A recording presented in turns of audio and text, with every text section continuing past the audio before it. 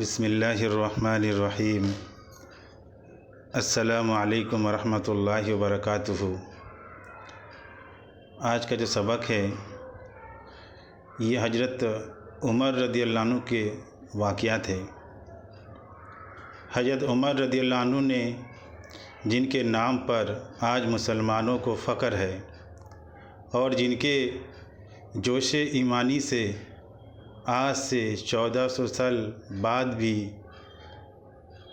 غیروں کے دل میں خوف ہے، اسلام لانے سے قبل مسلمانوں کے مقابلے میں اور تکلیفیں پہنچانے میں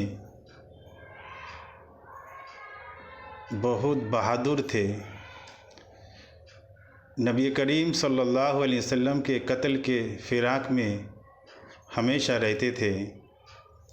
ایک روز کفار نے مشورہ کیا کہ کوئی ہے جو نعوذ باللہ محمد صلی اللہ علیہ وسلم کو قتل کرے۔ حضرت عمر رضی اللہ عنہ نے کہا کہ میں کروں گا۔ لوگوں نے کہا کہ بے شک تم ہی کر سکتے ہو۔ حضرت عمر رضی اللہ عنہ تلوار لٹکائے ہوئے اٹھے اور چل دیے۔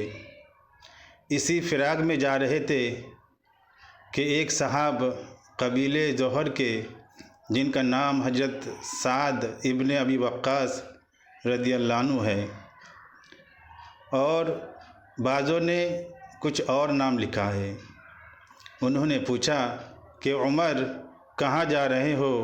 کہنے لگے کہ محمد صلی اللہ علیہ وسلم کے قتل کے فراق میں ہوں، نعوذ باللہ۔ سعد نے کہا کہ بنو ہاشم اور بنو زہر اور بنو عبد مناف سے کیسے مطمئن ہو گئے؟ وہ تم کو بدلے میں قتل کر دیں گے۔ اس جواب پر بگڑ گئے اور کہنے لگے کہ معلوم ہوتا ہے تو بھی بے دینی یعنی مسلمان ہو گیا، پہلے تجھی کو نپٹا دوں۔ یہ کہہ کر تلوار اٹھا لیا۔ قتل کا ارادہ کرنا اور حضرت سعد رضی اللہ عنہ بھی یہ کہہ کر بھی ہاں میں مسلمان ہو گیا ہوں، تلوار سنبھال لی۔ دونوں طرف سے تلوار چلنے کی تیاری میں تھا۔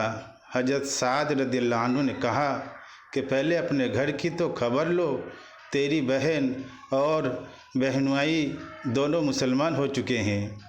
یہ سننا تھا کہ غصے سے بھر گئے اور سیدھے بہن کے گھر گیا۔ وہاں حضرت خباب رضی اللہ عنہ کیوار بند کیے ہوئے ان دونوں کو میاں بیوی کو قرآن شریف پڑھا رہے تھے۔ حضرت عمر رضی اللہ عنہ نے کیوار کھلوائے۔ ان کی آواز سے حضرت خباب رضی اللہ عنہ جلدی سے اندر چھپ گئے اور صحیفے قرآن کا کچھ حصہ بھی جلدی میں باہر ہی رہ گیا جس پر آیت قرآنی لکھی ہوئی تھی۔ ہمشیرہ بہن نے کیوار کی دروازہ کھولے۔ حضرت عمر رضی اللہ عنہ کے ہاتھ میں کوئی چیز تھی جس کو بہن کے سر پر مارا، سر سے خون بہنے لگا اور کہا کہ اپنی جان کی دشمن تو بھی بددین ہو گئی۔ اس کے بعد گھر میں آئے اور پوچھا کہ کیا کر رہے تھے اور یہ آواز کس کی تھی؟ بہنوں نے کہا کہ بات چیت کر رہے تھے۔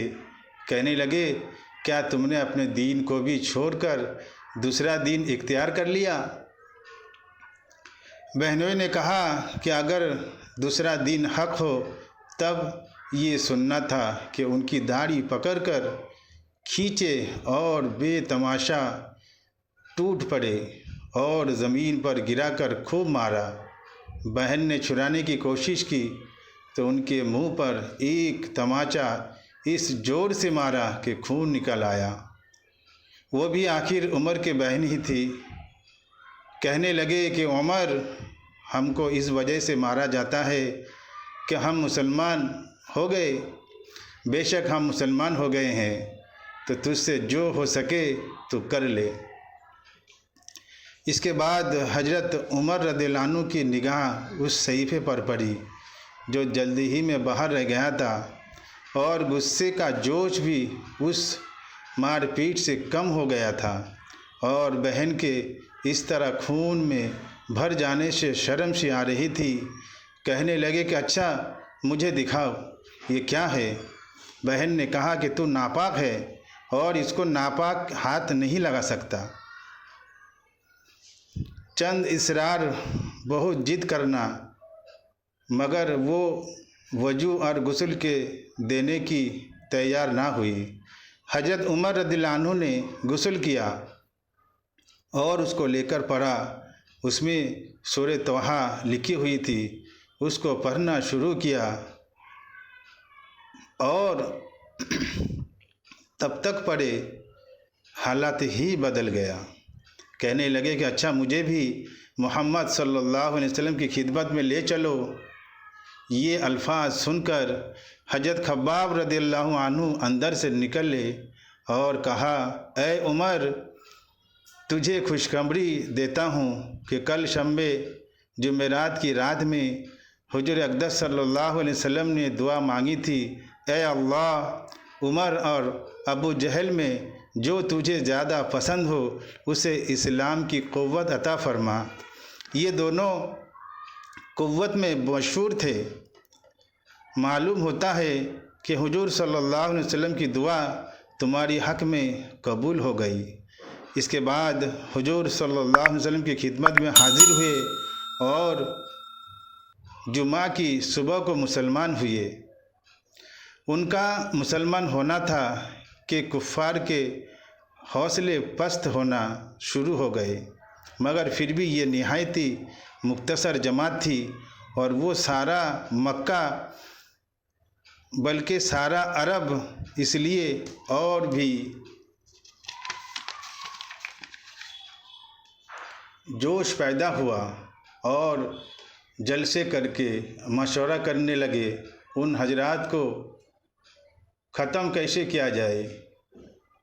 کوشش ہوتی تھی اور طرح طرح کی تدبیریں عشق میں کوشش کی جا رہی تھی، پھر بھی اتنا ضرور ہوا کہ مسلمان مکہ کی مسجد میں نماز پڑھنے لگے۔ حضرت عبداللہ بن مسعود رضی اللہ عنہ فرماتے ہیں کہ حضرت عمر رضی اللہ عنہ کا اسلام لانا مسلمانوں کی فتح تھی اور ان کی ہجرت مسلمانوں کی مدد تھی اور ان کی خلافت مسلمانوں کی رحمت تھی۔ اللہ کہنے سننے سے عمل کی توفیق عطا فرمائے۔ السلام علیکم ورحمۃ اللہ وبرکاتہ۔